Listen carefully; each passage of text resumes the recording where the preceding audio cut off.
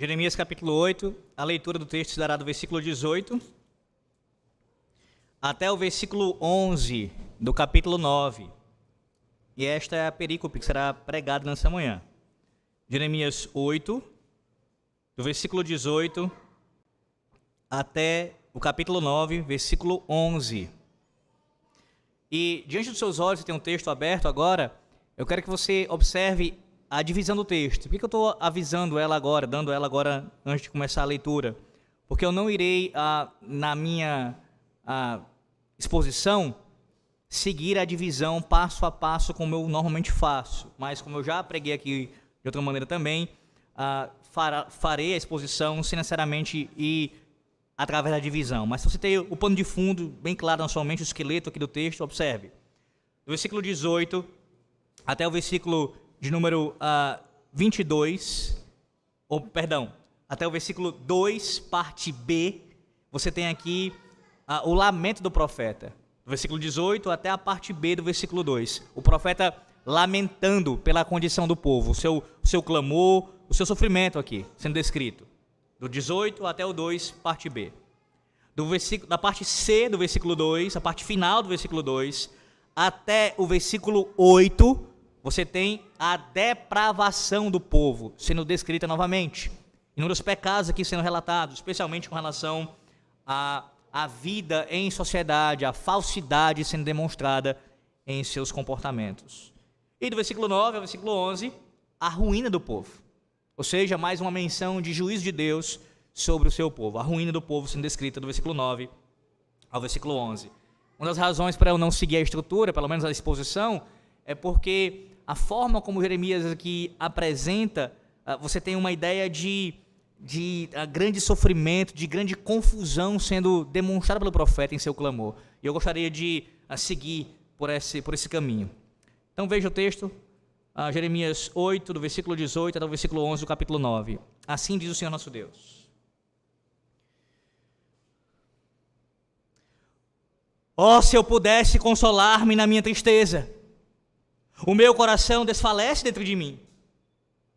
Eis a voz do clamor da filha do meu povo de terra muito remota. Não está o Senhor em Sião? Não está nela o seu rei?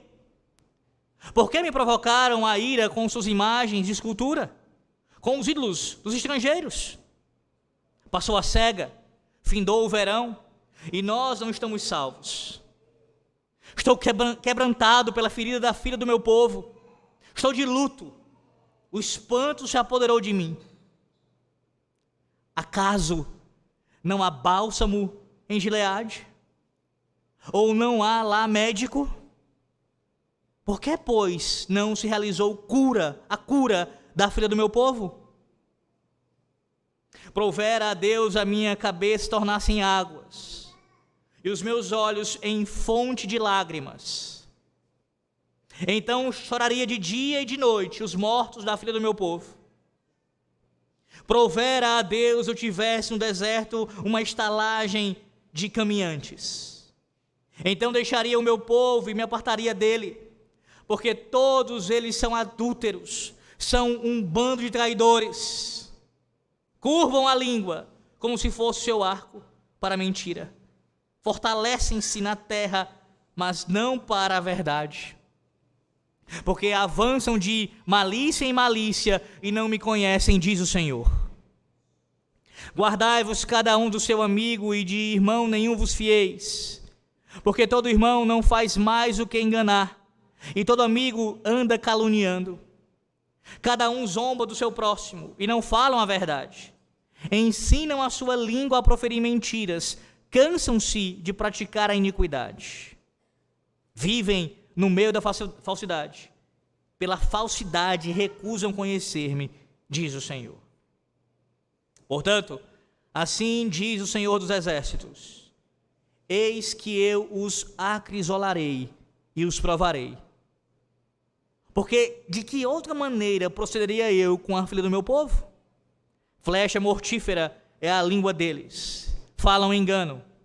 Com a boca fala cada um de paz com o seu companheiro, mas no seu interior lhe arma ciladas. Acaso Por estas coisas não os castigaria, diz o Senhor, ou não me vingaria eu de nação tal como esta? Pelos montes levantarei choro e pranto, e pelas pastagens do deserto lamentação, porque já estão queimadas, e ninguém passa por elas. Já não se ouve ali o mugido de gado, tanto as aves dos céus como os animais fugiram e se foram. Farei de Jerusalém montões de ruínas, morada de chacais, e das cidades de Judá farei uma assolação, de sorte que fiquem desabitadas. Amém. A quem você procura quando você sofre? Sim, quando você está sofrendo. A quem você procura?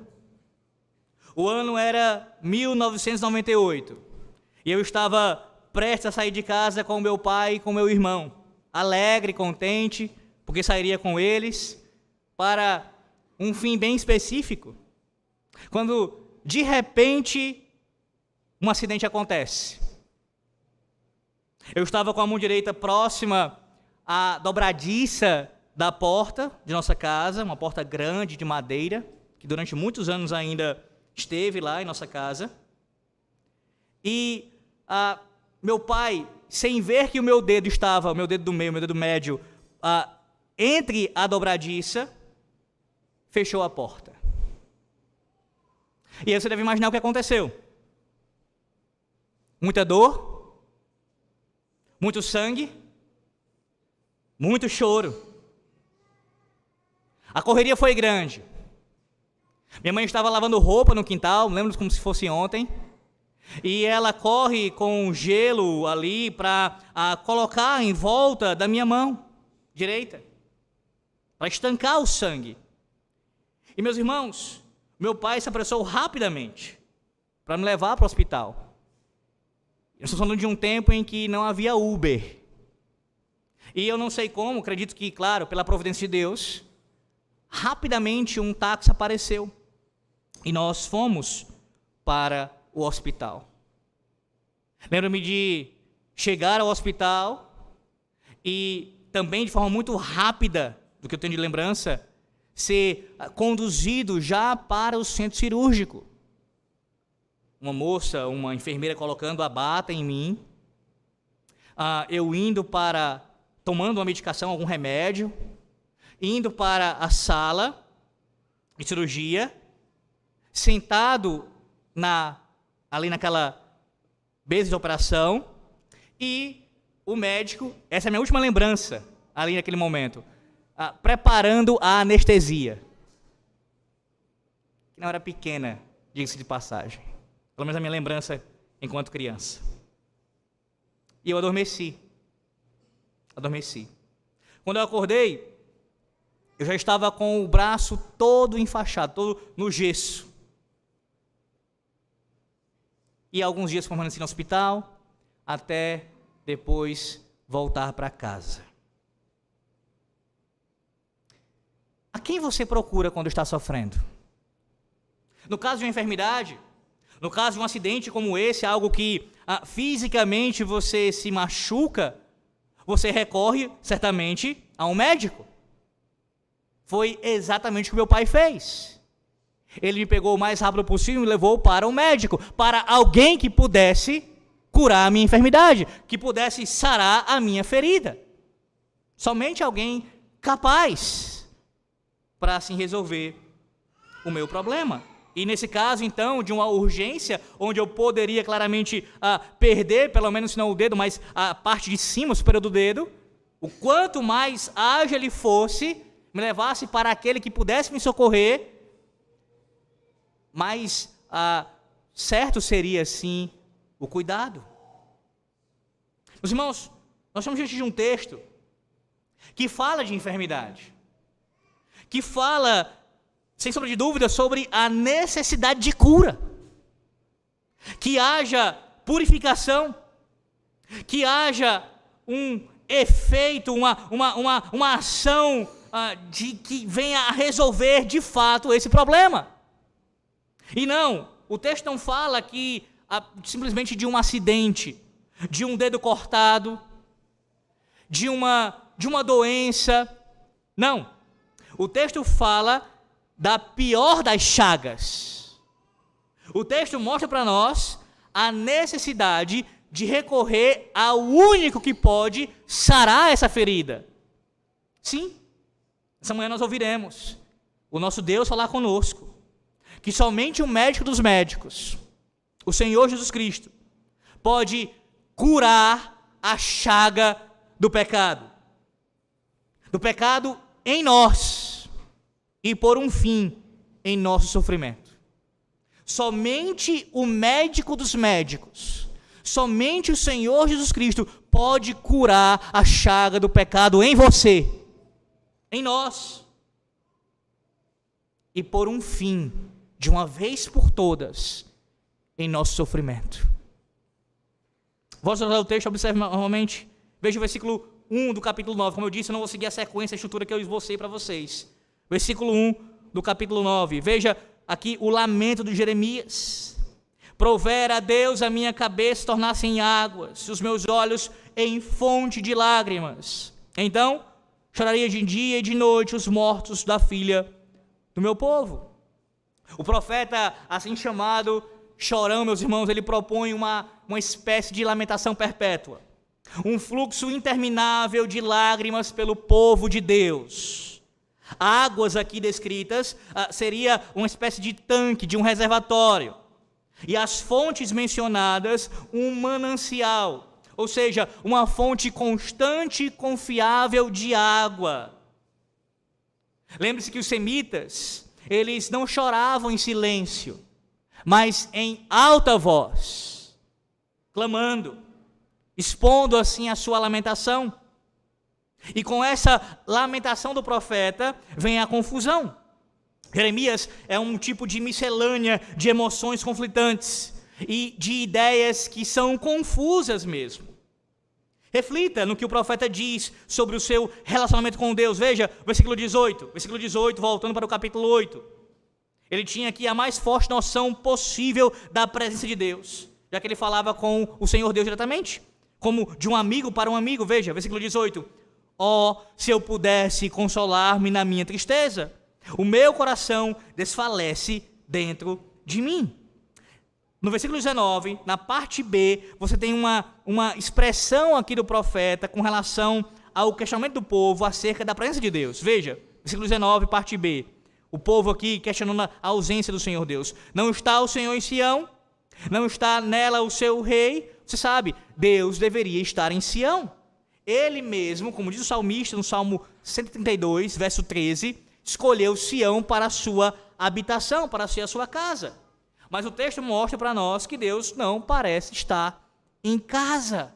Em seu pesar aqui, Jeremias, ao mesmo tempo, ele aqui como alguém que fala da presença real de Deus com ele, representando o seu povo, falando, expressando as palavras do seu povo, também esboça esse sentimento de longe, de estar distante de Deus. Como se Deus estivesse distante deles. Ele sente aqui tanto a presença quanto a ausência de Deus. Ele anunciou, meus irmãos, uma solidariedade com o povo. Veja, versículo 21.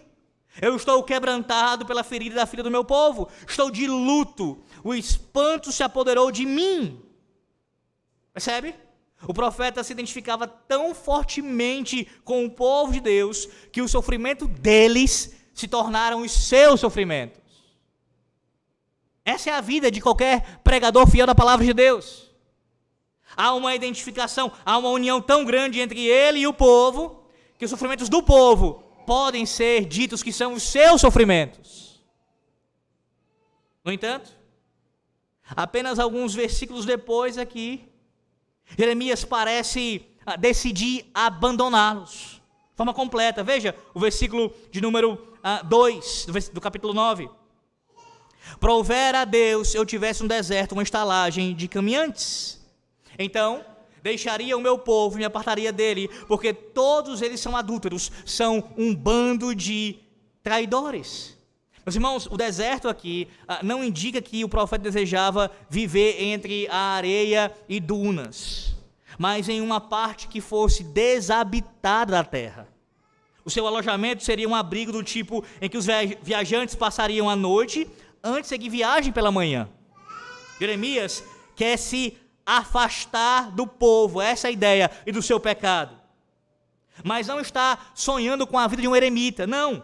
Apenas com uma vida sem responsabilidade, nesse sentido, com relação ao povo. Em um deserto como este, os viajantes o deixariam bem informado sobre os eventos da época, mas ele não sentiria ter obrigação com aqueles que pela manhã seguiriam o seu caminho. No final das contas, o profeta parece não querer ficar com o povo de Deus. Ele quer, por assim dizer, comprar o seu próprio hotel para solitários.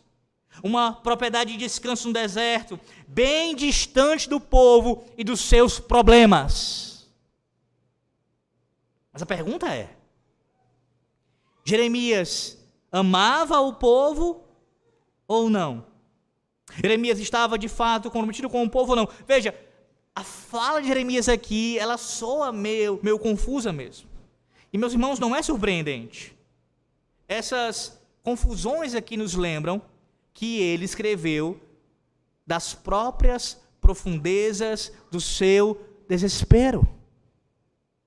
E nós sabemos, você sabe disso. O desespero, o sofrimento, ele perturba a alma. E por vezes, ele confunde a nossa mente. Em meio à sua dor, Jeremias nem sempre estava certo do que ele pensava ou daquilo que ele sentia. Havia, como eu disse, uma miscelânea aqui de sentimentos, uma grande confusão. E não é diferente com os demais ministros. Por vezes, e falo isso de coração aberto, há esse identificar com os pecados do povo, se sofre pelo povo, sente a dor do povo, clama a Deus para que isso acabe, para que isso venha a ter um fim, mas não poucas vezes o desejo é de correr para longe, é de se afastar mesmo. E não é por falta de amor, pelo menos não nesse caso aqui, mas pelo o grande turbilhão aqui de confusão, de tristeza, de pesar pelo pecado do outro, de falar as mesmas verdades constantemente e não ser ouvido. Não poucas vezes nós temos o mesmo sentimento. Quem dera ir para o deserto, quem dera poder me isolar um pouco, quem dera ter um pouco de paz, quem dera.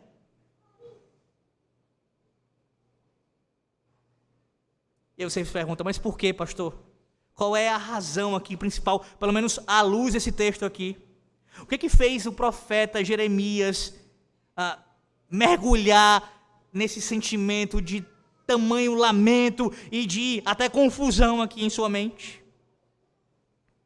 Ora, e eu vou apresentar isso de forma simples para depois detalhar.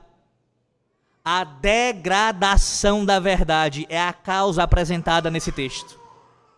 Sim, você já ouviu sobre isso anteriormente, mas há aqui uma continuidade desse ensino e até um aprofundamento. A degradação da verdade. Isso fez Jeremias mergulhar nessa situação aqui. E há dois motivos para essa tristeza, veja, relacionado à questão da verdade. Primeiro, o povo de Deus não era mais o povo da verdade.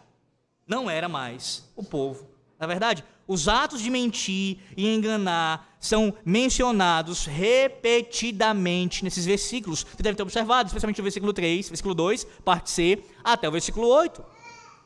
O profeta, ou melhor, o povo do profeta, o povo de Jeremias aqui, não era verdadeiro em seus relacionamentos pessoais. Veja o versículo 8. Primeiro versículo 2, parte B. Eles são chamados de um bando de traidores. E no versículo 8 do capítulo 9, parte B, é dito sobre eles: com a boca fala cada um de paz com o seu companheiro, mas no seu interior lhe arma ciladas. A palavra para cilada aqui, meus irmãos, está associada à preparação de uma emboscada para atocaiar, para roubar. Era essa a descrição do povo. Mas também eles não falavam a verdade para Deus.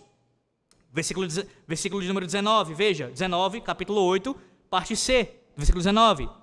Veja como eles agiam aqui para com Deus. Porque me provocaram a ira com as suas imagens de escultura, com os ídolos dos estrangeiros, pergunta o Senhor. Eles adoraram vários falsos deuses, em vez do Deus único e verdadeiro. Não eram verdadeiros com o Senhor Deus. Versículo 3, do capítulo 9. Eles são descritos como aqueles que avançam de malícia em malícia e não me conhecem.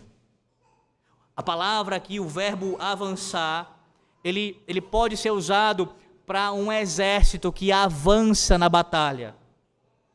E é este o pensamento aqui, essa é a ideia. Esses guerreiros aqui, descritos, o povo, estão avançando de um mal para o outro, como um exército avança numa batalha. Eles avançavam de malícia em malícia, não conhecendo ao Senhor. Veja, versículo 6. Vivem no meio da falsidade. Pela falsidade recusam reconhecer-me. Ainda sobre essa falta de conhecimento sobre Deus. Veja, meus irmãos, essa é a maior de todas as mentiras. A mentira que Deus não existe. O povo não louvava a Deus pela sua majestade, não lhe agradecia pela sua misericórdia, nem lhe suplicava por perdão. O silêncio deles era uma negação prática da existência de Deus, que é a mãe de todas as mentiras. Não, eles não eram ateus no sentido teórico, mas prático, conheciam a Deus apenas de ouvir, mas não caminhavam com Deus, não obedeciam a sua palavra. Eram falsos para com Deus único e verdadeiro. Mas observe que também há uma outra descrição dessa falsidade aqui. Os seus relacionamentos familiares eram igualmente falsos. Versículo 2 do capítulo 9 é dito, eles são chamados de adúlteros. Maridos e esposas traíam um ao outro. E claro, esse adultério se dava principalmente de caráter espiritual, mas também familiar. E veja também, irmãos e irmãs estavam se enganando mutuamente. Versículo 4 do capítulo 9 e o versículo 5, parte A. Guardai-vos cada um do seu amigo e de irmão nenhum vos fieis, porque todo irmão não faz mais o que enganar e todo amigo anda caluniando. Cada um zomba do seu próximo e não falam a verdade. É como se Deus tivesse colocado uma grande placa, meus irmãos, aqui. Cuidado com o seu próximo. Cuidado. Cabe muito bem o ditado aqui, não é? Quem tem amigos assim, não precisa de inimigos. Quando o Senhor diz para que não se fiem de irmão nenhum, veja como esse texto aqui, ele é rico e tem algo importante que no nosso vernáculo você não consegue captar, mas no hebraico isso fica mais claro. Quando o Senhor diz para não se fiar de irmão nenhum, o Senhor está literalmente dizendo que todo irmão é um Jacó. Um Jacó. Sim, o nome de Jacó, o patriarca Jacó, está oculto aqui num jogo de palavras no hebraico. O verbo usado no original é o verbo que significa agarrar o calcanhar, fraudar, enganar. E se refere ao comportamento de Jacó lá em Gênesis capítulo 27, versículo 36, em que o seu irmão Esaú reclama que o substituiu. Sim, o trocadilho aqui lembra a história de Jacó e Esaú, em que Jacó engana seu pai e ludibria seu irmão, tomando-lhe a bênção. Os descendentes de Jacó, essa é a ideia, estavam vivendo à altura da reputação de seu ancestral.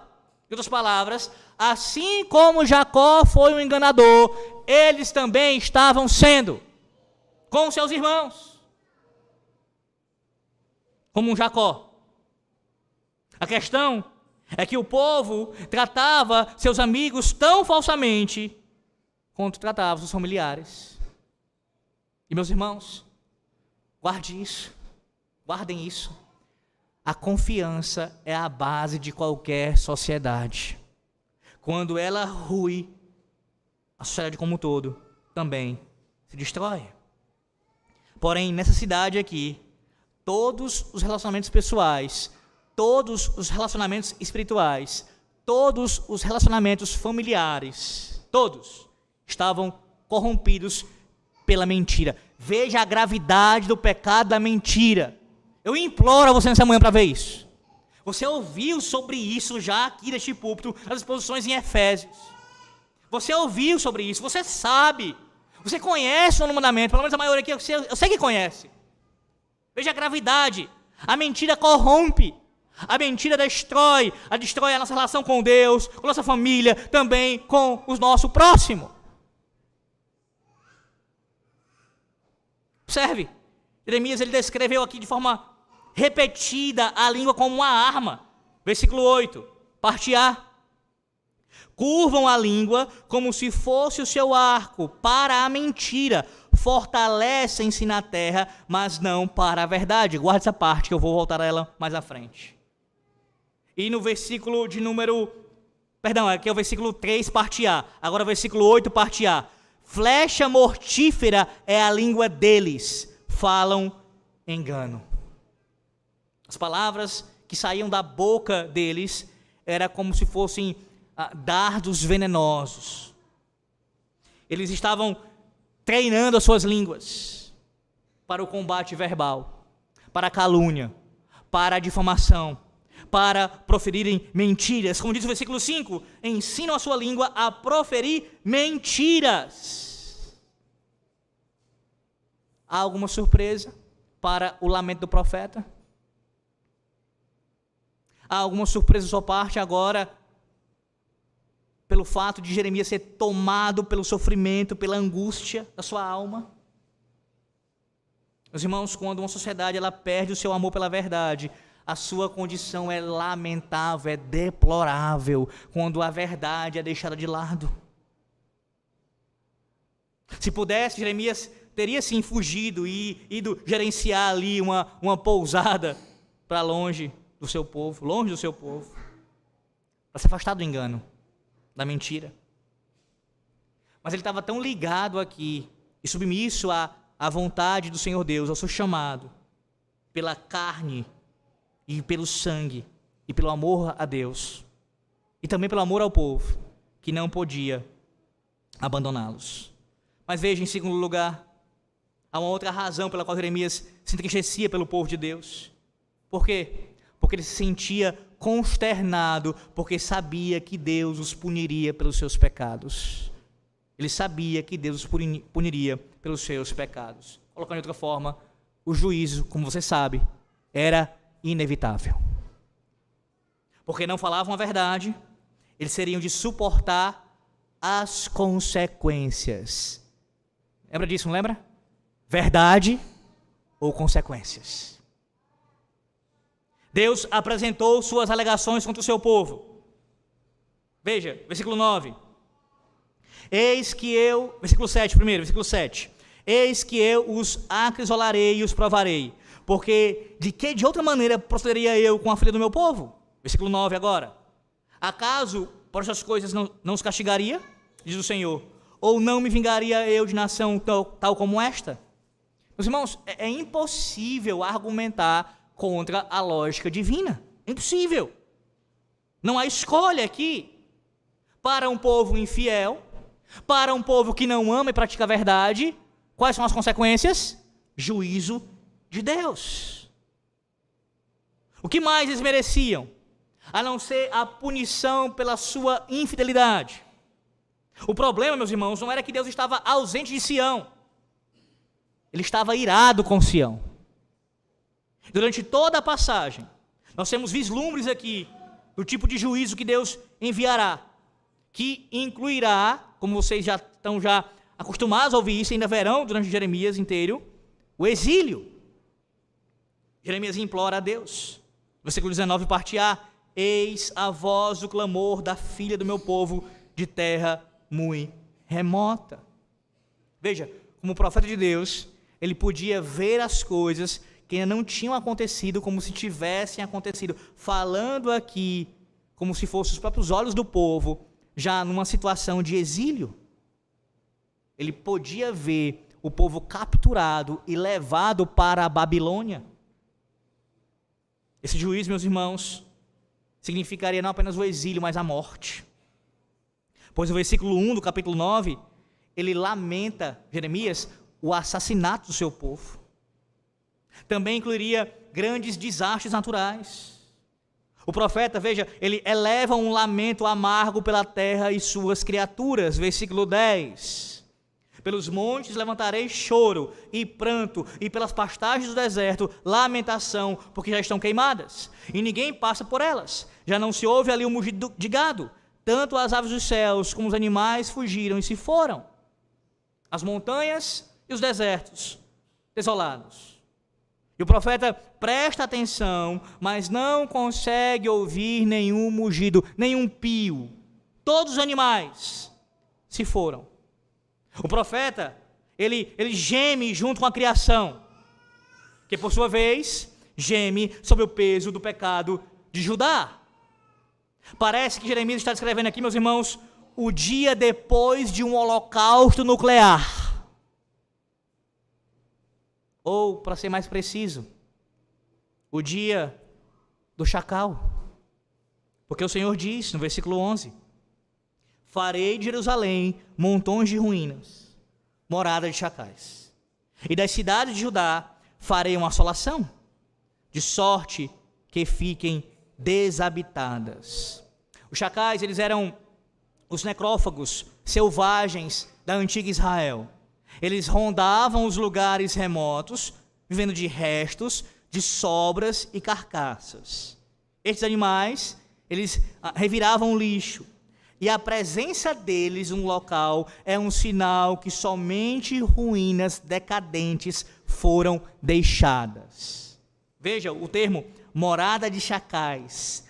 É um lugar inabitável, de escuridão, de morte, destruição, adequado apenas para as feras, não para os humanos. Um lugar que é desolado e pavoroso, onde uma área anteriormente povoada se tornou uma região que agora é selvagem e não pode ser habitada. Você cantou nessa manhã o Salmo 63, que descreve sobre isso. Esse é um juízo de Deus contra os seus inimigos, mas o seu povo seria disciplinado nesses termos também. Veja a palavra assolação que aparece, assolação no versículo 10, no versículo 11, assolação, veja, ela implica aqui numa devastação que é tão completa, que não há possibilidade de haver reedificação, é viver nas ruínas. Essa é a descrição terrível do juízo de Deus, as ruínas que o povo iria, eles ficariam. A pergunta é, diante disso, há alguma esperança para o povo de Judá? Há alguma chance de escaparem do juízo divino?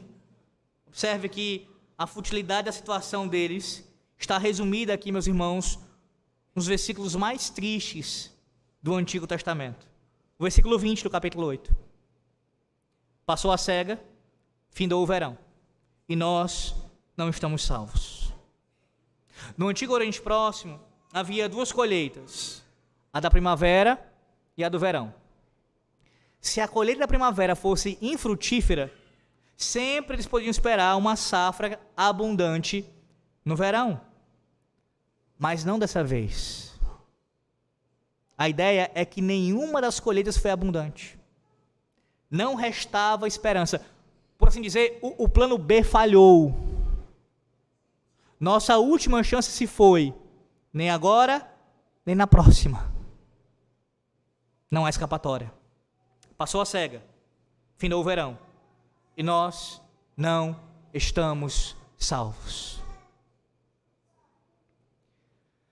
Nós podemos dizer a mesma coisa acerca da nossa própria cultura.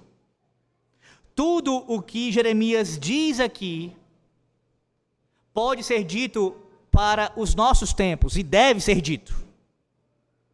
Jeremias vivia numa cultura de engano, de falsidade, onde a verdade era desprezada.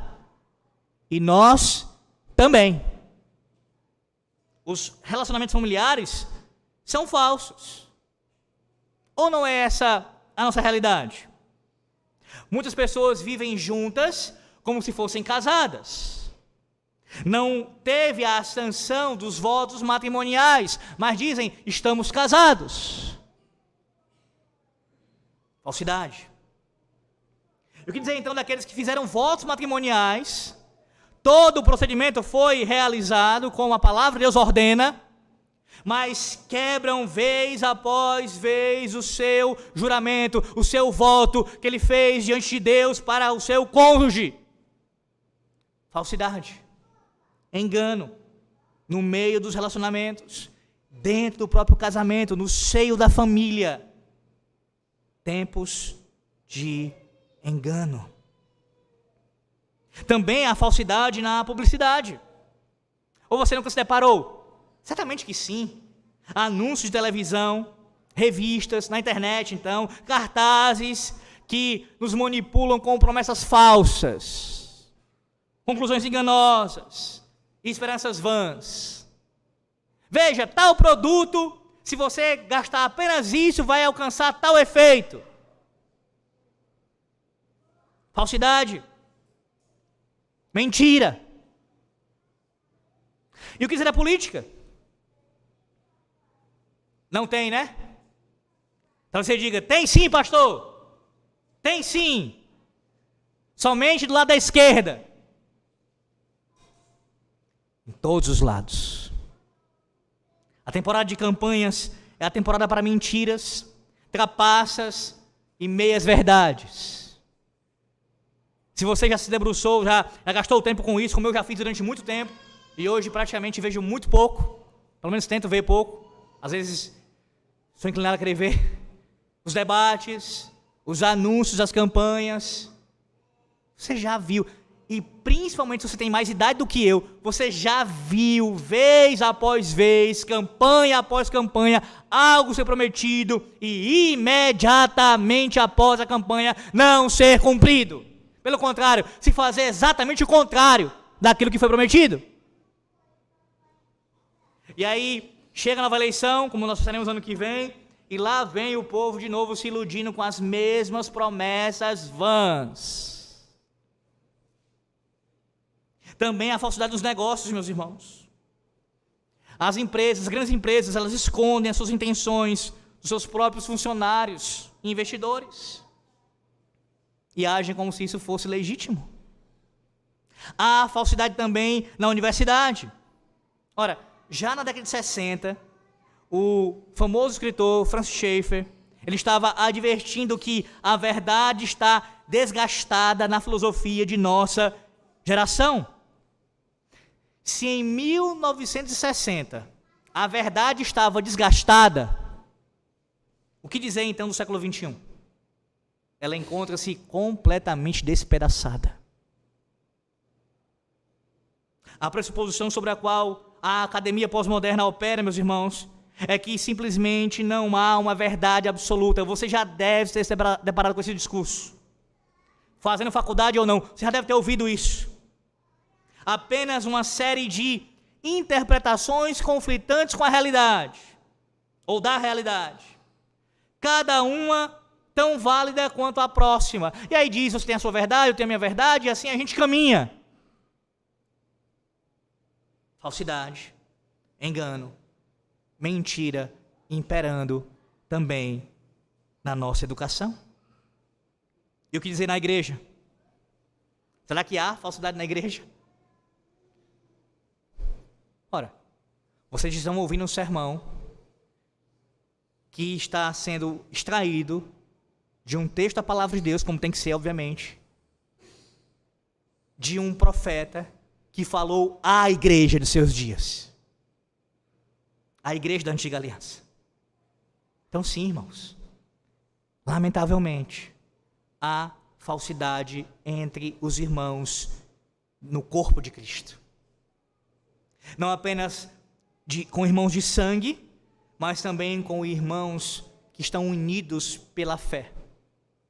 Infelizmente, quando você deixa de falar a verdade ao seu irmão que está pecando contra Deus, e você, por não querer ofendê-lo ou não querer confrontar o erro, você está sendo alguém que abraça o engano e cultiva a falsidade no meio da igreja. Quando você escuta uma conversa acerca de uma outra pessoa dentro da igreja e você não exorta em amor o seu irmão que trouxe a conversa para tratar com ele e dizer, olha, converse com ele, e até servir para fazer mediação se for necessário, você está, quando dá ouvidos à fofoca e alimenta, até repassa, alimentando o engano, a falsidade, a mentira na igreja. Precisamos ser pessoas da verdade. Precisamos viver de acordo com a verdade. O que fazer, pastor? Vou lembrar a você o que o nosso catecismo diz, o breve catecismo de Westminster, na pergunta 77. O que o 9º mandamento exige? Resposta: o 9º mandamento exige a conservação e promoção da verdade entre os homens. A conservação, você deve conservar a verdade, deve preservar a verdade e deve promovê-la entre os homens. A manutenção da nossa boa reputação e do nosso próximo. Percebe? Do nosso próximo. Fofoca. É ir contra isso, é você denegrir a imagem, o testemunho do seu próximo. Especialmente quando somos chamados, diz o catecismo, a dar testemunho, falar a verdade, sempre em nome da verdade, de acordo com a verdade, sempre. Sempre. Mas deixe-me detalhar isso ainda mais. O que nós precisamos fazer, à luz disso, do ensino do catecismo, da palavra de Deus, obviamente? Primeiro, precisamos nos arrepender da nossa própria falta de verdade.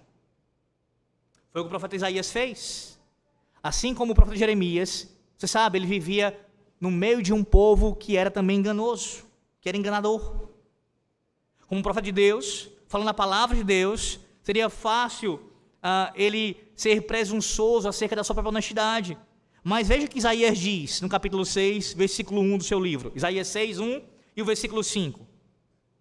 O Senhor, assentado sobre um alto e sublime trono, ele diz, ele clamou e diz no versículo 5, ai de mim, estou perdido, porque sou homem de lábios impuros, habito no meio de um povo de impuros lábios, e os meus olhos viram o Rei, o Senhor dos exércitos. Nós não somos melhores do que o profeta Isaías. Nossos lábios, os seus lábios, os meus lábios, não são mais limpos. Nossas palavras não são mais verdadeiras. Logo, não devemos ser menos penitentes que o profeta Isaías. Em segundo lugar, precisamos ser pessoas da verdade. E aí, como eu lhe falei, quero que você se atente especialmente ao que diz o versículo 3. Precisamos ser pessoas da verdade. Se você não leu ainda, eu recomendo a leitura, que você faça quando você puder, o famoso livro O Peregrino, de John Bunyan. E há um personagem que é memorável ali na sua obra, que ele se chama o Valente pela Verdade. E o seu nome é retirado de uma tradução bíblica da passagem de Jeremias 9, versículo 3. A tradução seria ainda mais adequadamente dita assim, Jeremias 9, 3. Eles não são valentes pela verdade sobre a terra. Na nossa tradução você tem aí, fortalecem-se na terra, mas não para a verdade. A ideia é essa, eles não são valentes pela verdade sobre a terra. O personagem lá do Peregrino recebe esse nome. Precisamos ser valentes pela verdade. Valentes pela verdade. Precisamos falar a verdade em todas as nossas palavras e praticá-la em todas as nossas ações. Devemos ser fiéis em nossos relacionamentos pessoais, mantendo a nossa palavra mesmo em questões triviais. Mesmo em questões triviais, que você considera como menos importante, você tem que manter a sua palavra. Devemos ser fiéis em nossos relacionamentos familiares, no casamento, para com nossos cônjuges, na relação com nossos pais, honrando nossos pais, também no trato com nossos filhos, fiéis, verdadeiros, também e principalmente fiéis em nosso relacionamento com o nosso Deus. Devemos amá-lo no nosso coração. Nossos lábios não podem ser lábios mentirosos, falsos, mas que transmitem aquilo que sai do mais profundo do nosso ser, de adoração ao nosso Deus. Devemos ser dedicados à verdade das Escrituras, porque a palavra de Deus, como diz João 17:17, é a verdade. Portanto, você deve se dedicar à leitura, à meditação, à memorização e estar sempre debaixo do ensino da palavra de Deus, que é a verdade. Terceiro lugar, devemos lamentar todos os tipos de falsidade. Todos os tipos de falsidade. O exemplo do profeta aqui, Jeremias, ensina que um dos principais deveres do cristão, em tempos de declínio, como os nossos, meus irmãos, é a lamentação.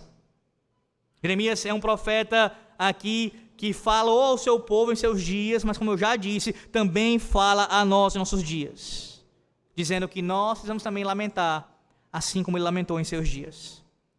E veja, lamentação não significa andar torcendo as mãos em uma preocupação demasiada, de uma forma a não confiar na providência de Deus, ou viver de uma forma nostálgica, sempre voltando ao passado. Não, não é essa a ideia. Nós não somos melancólicos, nós somos alegres. Lembre-se, Salmo 125, verso 1.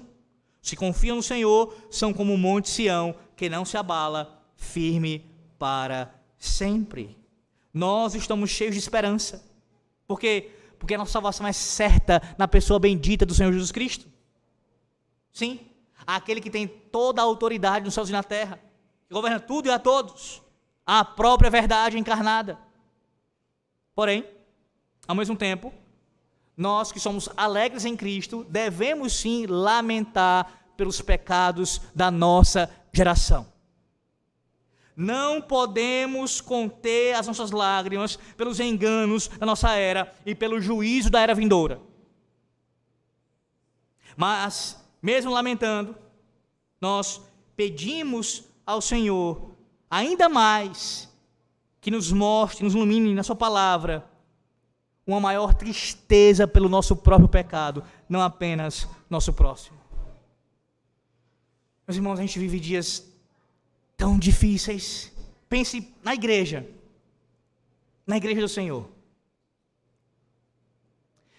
Essa semana foi divulgado em tudo que foi rede social e outros meios também, e provavelmente você se deparou com isso. Eu não posso deixar de falar isso, ainda mais na condição de pastor presbiteriano, ministro da IPB. Uma igreja em Belo Horizonte, a 8ª igreja, que se associou com a festividade do carnaval, nesses dias que nós estamos agora. É bem verdade que a argumentação do pastor da igreja, bem como também do chamado assim pastor de jovens de lá, é que a ocasião é utilizada para a evangelização. Não iremos nós participar do carnaval, não iremos estar dançando e cantando aquelas cantigas, não iremos para o desfile com desnudos, com poucas roupas, ou fazendo alguma coisa imoral. Não faremos isso. Eles dizem, iremos aproveitar a oportunidade para falar de Cristo. Iremos com o nosso bloco, porque assim ele diz, né, justifica, é bloco porque não pode usar outro nome, tem que ser esse nome, porque é um nome já determinado pela prefeitura lá, pela realização do evento. Para, com o nosso carro, passar por tal avenida, por tais ruas, para anunciar o Evangelho. Muitas questões se levantam em cima disso. Muitas. Eu não posso me debruçar sobre todas elas aqui, não tenho tempo para isso, mas algumas, rapidamente, aplicando isso do texto. Veja, vale tudo em nome da evangelização? Vale tudo em nome de, supostamente, alcançar uma vida para Cristo? O próprio Cristo e os apóstolos usaram todos os meios, até ilícitos, para alcançar os perdidos? Lembre-se que a evangelização ela é um meio para o quê? Para o fim principal, que é o culto a Deus, a adoração a Deus. Mas há pastores e igrejas como um todo que colocam uma ênfase tão grande em missões, em evangelização, como se fosse o supra-sumo da fé, como se fosse a coisa mais importante da face da terra, que estão dispostos a negociar tudo. Até mesmo a sua pureza, a sua santidade, o seu testemunho. Por quê? Porque eu irei evangelizar. O principal problema aqui é, claro, a associação com uma festa que é de caráter religiosa. Há um falso culto ali sendo prestado. Demônios são adorados nesse período. Há idolatria. E querendo ou não, quando eu vou desfilar num lugar como esse, me coloco à disposição de fazer isso, eu estou me associando em algum nível, de alguma maneira, com a religião, com aquela prática religiosa. Estou fazendo isso, inevitavelmente. O que dizer então das coisas que serão ouvidas e feitas ali? Mesmo você nunca ter passado de carnaval, provavelmente você deve ter ouvido que pessoas têm relações sexuais em público, nesses desfiles, nesses lugares, nos cantos. Mulheres e homens se vestem de forma, homens se vestem de mulher, mulheres se vestem de homem, e mais do que isso, vão desnudos ou quase que desnudos para esses lugares. E aí imagine os jovens da igreja, rapazes e moças, crentes, supostamente, vendo mulheres com seus seios de fora, homens com poucas roupas ou sem nenhuma roupa, presenciando isso, e de certa forma, como eu disse, participando disso. Poxa, o que tem a ver com o texto? Tudo.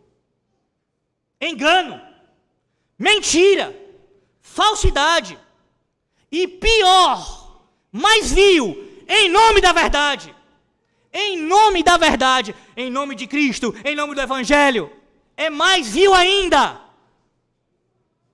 E eu não tenho outra palavra a dizer a um pastor como esse, eu falo isso diante de Deus. Arrependa-se do seu pecado. Um homem como esse precisa abandonar o ministério, caso ele não se arrependa. Deveria, no mínimo, sair de nossa igreja. Estamos cansados disso já. E tem que ser dito publicamente. Tem que ser dito. Tem que ser dito. Aí eu pergunto, onde estão os mais influentes? Onde estão aqueles que têm mais voz do que um reles pastor aqui do Ceará? Onde estão? Calados! Calados! Eles se calam diante do engano. Eles se calam. Homens que pregam o Brasil inteiro e fora do Brasil, que têm um nome de influência, que têm uma influência sobre toda a nação. Calados. Não falam nada. Vocês promovem o engano também. Vocês estão sendo omissos e deixando o engano se proliferar por nossa igreja. A gente tem que falar contra isso. Ainda que ameacem em seus concílios superiores cortar a nossa cabeça, seja literalmente ou não. Ainda que ameacem expulsar a gente da igreja e colocar mesmo para longe, para o deserto. A gente tem que falar. Não dá para ficar calado diante disso. Não dá. Angústia de alma. Lamento, fonte, uma fonte que jorra de tristeza por causa dessa situação. Não dá para ficar, irmãos. Temos que orar com relação a isso e pedir a Deus que tenha misericórdia da nossa igreja. Vocês acham mesmo que esse tipo de associação não tem efeitos não apenas para a igreja de Belo Horizonte, mas para aquele presbitério, para aquele sínodo e para toda a igreja como um todo? Deus está vendo isso, está vendo que nenhum concílio pune, nenhum concílio disciplina. Pelo contrário, faz vista grossa. Mas a nossa preocupação, sabe qual é? Igreja cantando só salmos? Igreja que não vai comemorar o Natal. Essa é a preocupação. Vamos matar e destruir, vamos fechar, vamos acabar com a reputação, para que jamais galguem algum cargo, jamais tenha influência maior do que já tem. Não podemos deixar isso acontecer. Enquanto outros estão se aliançando com uma festa pagã, idólatra e maldita. E não há uma palavra de advertência sobre isso. Triste. Triste. Mas veja, lamentar de fato é algo difícil. E a vida do profeta Jeremias ensina o quanto pode ser dispendioso, meus irmãos, ter uma paixão pela justiça de Deus e um amor pelo povo de Deus. E como é? Se Jeremias não tivesse uma paixão pela justiça de Deus, ele certamente não continuaria o seu ministério. Não tivesse um amor pelo povo de Deus, ele não teria ficado conturbado pelo juízo divino. Mas porque ele tinha tanto uma paixão pela justiça quanto um amor pelo povo de Deus, ele sofria muito em sua alma. Ele fala da sua tristeza, da sua inquietude de coração, do seu luto, do seu horror, das suas lágrimas, do seu pranto, seus gemidos e lamentações. Seu amor pelo povo de Deus era tão grande quando eles foram arrasados. Jeremias também foi arrasado.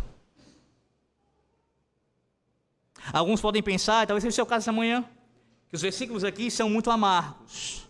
Não, eles não são amargos, eles são agridoces. Eles podem ser amargos por causa do pecado, do juízo, sim, de fato, mas são doces por causa do quê? Do consolo do Espírito Santo. No meio da sua grande tristeza, Jeremias tinha um consolador. Sim, havia momentos em que ele sentia sem alívio. Mas o profeta diz aqui, no capítulo 8, versículo 19, algo incrível. Veja, 8, 19. E não há outra afirmação semelhante no Antigo Testamento.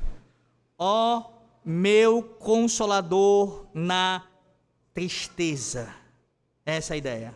Ó meu consolador na tristeza. A palavra que significa aquele que anima, ou aquele que restaura um sorriso. Sim, Jeremias não sofria sozinho, meus irmãos, mas tinha um companheiro na dor, um amigo na tristeza. Falava a ele diretamente, de amigo para amigo, o seu consolador. Não tenha dúvida que a partir do título que ele usa aqui, nós concluímos que o seu amigo não era outro a não ser o próprio Espírito Santo de Deus, a terceira pessoa da Trindade. E não é surpresa alguma descobrir que o Santo Espírito estava aqui presente já no Antigo Testamento, atuando. É claro que não. Claro que a gente sabe disso, cremos nisso. Veja, na criação, o próprio Espírito de Deus pairava sobre as águas. Gênesis 1, 2. Ele também desceu sobre os 70 anciãos de Moisés. Números 11, 25. Ele agiu em poder sobre os juízes de Israel, como Gideão, Juízes 6, 34, Jefité, Juízes 11, 29 e Sansão, Juízes 13, 25. Davi implorou a Deus que não retirasse dele o seu Espírito Santo. Salmo 51, verso 11. E o Espírito do Senhor soberano também ungiu Isaías. E lá em Isaías 61, versículo 1. Para pregar boas novas aos quebrantados. Então não é nenhuma surpresa ver o próprio Santo Espírito consolando aqui o profeta. Meus irmãos, dentre as três pessoas da Trindade, a função especial do Espírito Santo é consolar. Não que ele seja o único que dê socorro. Você sabe, num texto já pregado aqui nessa igreja, 2 Coríntios, capítulo 1, versículo 3 e 4, parte A, diz que Deus, o Pai, a primeira pessoa da Trindade, é o Pai de muitas misericórdias. É o Pai de misericórdias. E Deus de toda consolação. É Ele quem nos conforta em toda a nossa tribulação. Deus, o Pai. E no versículo 5, parte B, nós vemos, 2 Coríntios capítulo 1, que essa consolação acontece por meio de quem? De Cristo. Então, ela transborda por meio de Cristo. Tanto o Pai como o Filho, eles também são consoladores. Contudo, o ministério específico do Espírito Santo é nos consolar em nossa tristeza. Como é maravilhoso nós sermos lembrados essa manhã que o nosso Senhor Jesus Cristo, ele prometeu aos seus discípulos que enviaria o seu próprio Espírito para estar com eles para sempre. Lá em João capítulo 14, versículo 16. O conselheiro, o advogado, o consolador. O Espírito que ministra em meio à tristeza terrena. Vá para Romanos 8, versículo 22 e 23, veja isso. Romanos 8, 22 e 23.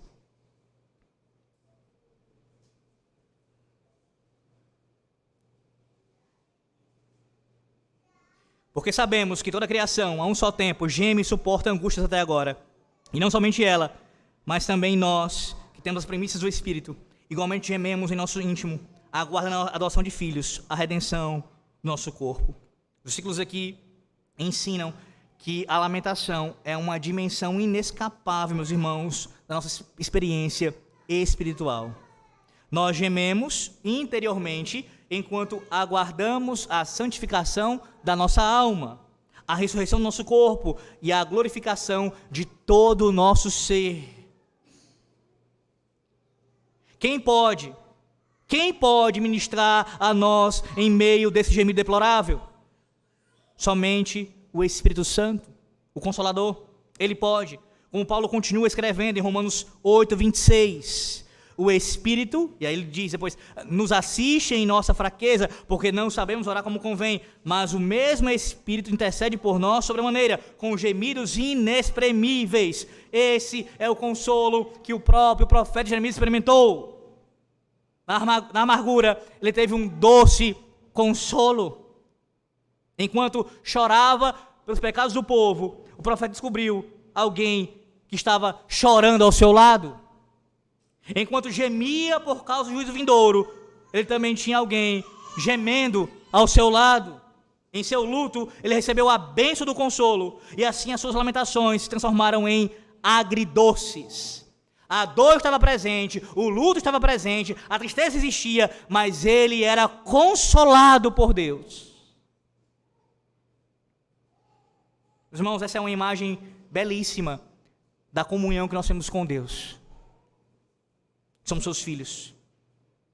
Você vive tristezas profundas, muitas vezes desesperos de alma, que não consegue nem mesmo expressá-las, é inexprimível para você. Mas veja, a palavra de Deus lhe garante, não apenas em Jeremias capítulo 8, bem como também em Romanos capítulo 8, que nós temos um Consolador, e que na tua tristeza, ó crente, Ele te consola, Ele está ao teu lado, e em meio a toda a falsidade e engano que você tem que presenciar, na igreja e fora da igreja, você tem alguém que sofre junto com você. Mas também nós temos uma outra maravilha, uma outra bênção que é descrita, e aqui a gente está caminhando para o final já. O nosso bálsamo em Gileade. Sim, nós temos um bálsamo em Gileade, o qual Jeremias não encontrou, não teve, mas desejava de forma desesperada. O profeta precisava, meus irmãos, de suprimentos médicos. Ele foi atrás e descobriu que o estoque de bálsamo de Gileade tinha acabado completamente. Ele perguntou se havia médico por ali, mas não houve resposta. Sem médico ou remédio, a doença seria terminal. Veja o versículo 22 do capítulo 8. Capítulo 8, versículo 22. Acaso não há bálsamo em Gileade? Ou não há lá médico? Por que, pois, não se realizou a cura da ferida do meu povo?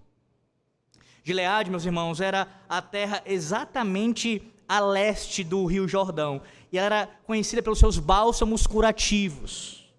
Quando foi vendido, melhor dizendo, José, pelos seus irmãos, ele foi levado por uma caravana que carregava bálsamo de Gileade para o Egito. Você pode ver isso em Gênesis 37, versículo 25.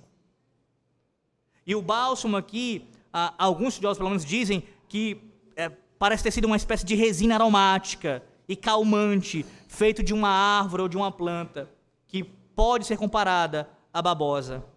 O bálsamo de Gileade era útil para que evitasse que as feridas se putrificassem. No entanto, Jeremias não conseguiu encontrar bálsamo em Gileade para essas feridas. Ao examinar os sinais vitais do seu povo, ele percebeu que nada poderia trazê-los de volta à saúde espiritual. Não havia remédio para curá-los, nem médico para sarar suas feridas.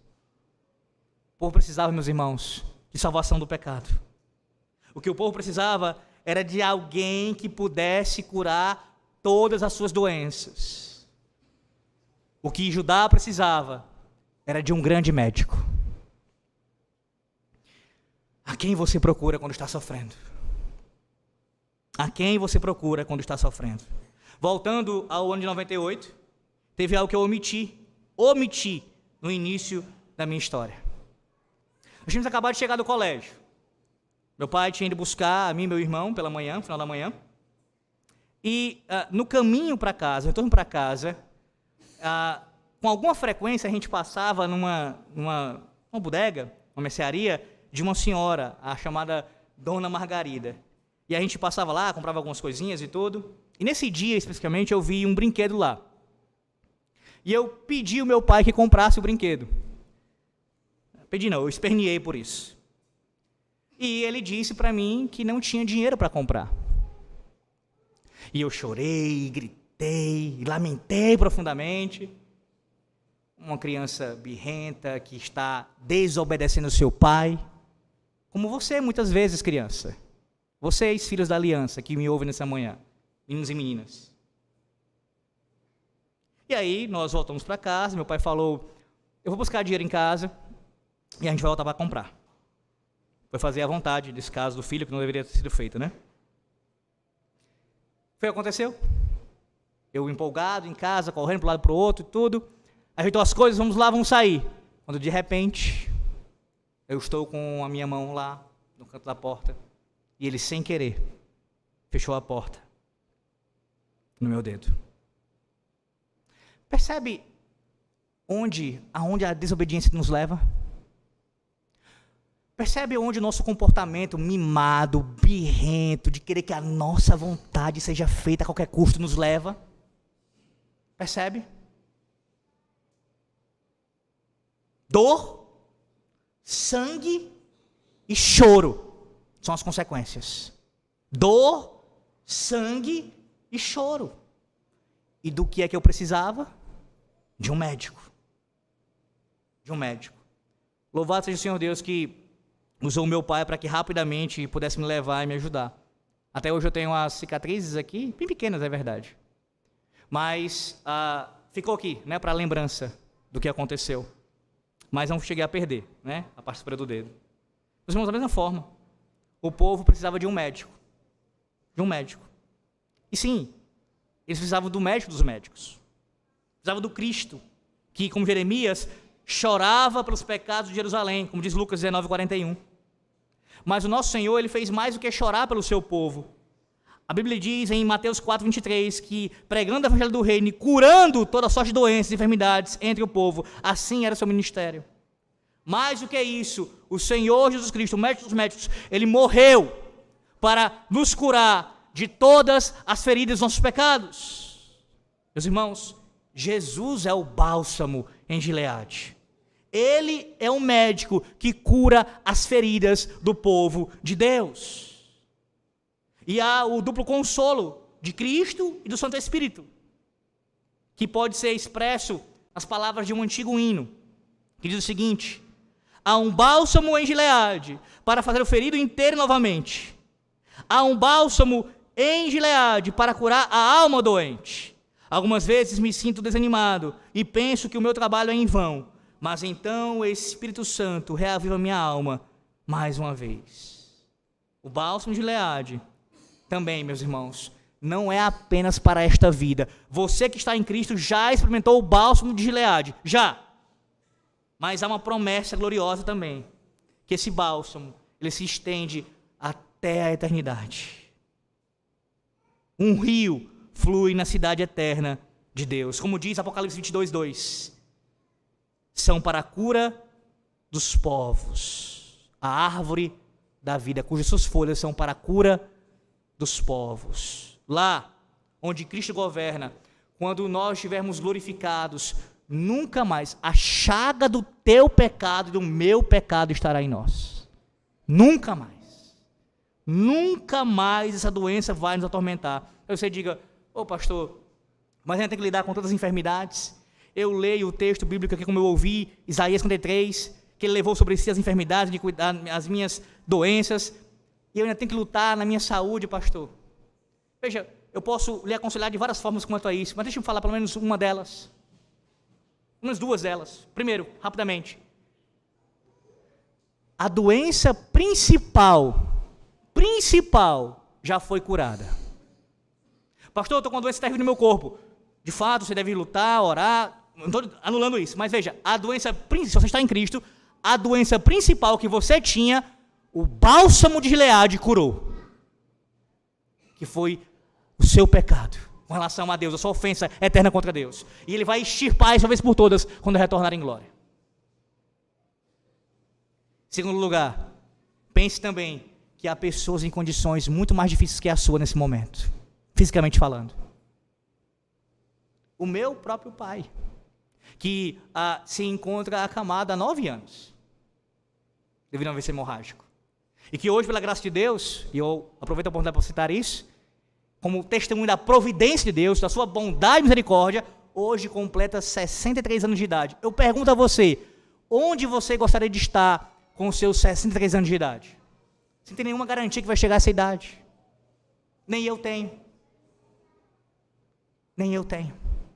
E não tenha dúvida que fisicamente, em termos de saúde, você se encontra muito melhor do que alguém que está acamado há 9 anos e se encontra agora com 63 de idade. Isso é tristeza para o nosso coração? Isso é algo que de fato nos traz lamento? Não tenha dúvida quanto a isso. Mas a esperança do meu pai, que confessou ao Senhor há muitos anos, há 16 anos, 17 anos, assim como a sua que confessou ao Senhor, é que o Senhor levou sobre si todas as nossas enfermidades. Nem o AVC, nem um infarto, nem um câncer, nenhuma doença pode afastar de Cristo. O bálsamo de Gileade já te curou. Já te curou. A quem você procura quando está sofrendo? Lembre-se, somente o médico dos médicos, o Senhor Jesus Cristo, pode curar a chaga do pecado em nós e pôr um fim em nosso sofrimento. Somente Ele. A Deus seja a glória pelos séculos dos séculos. Amém.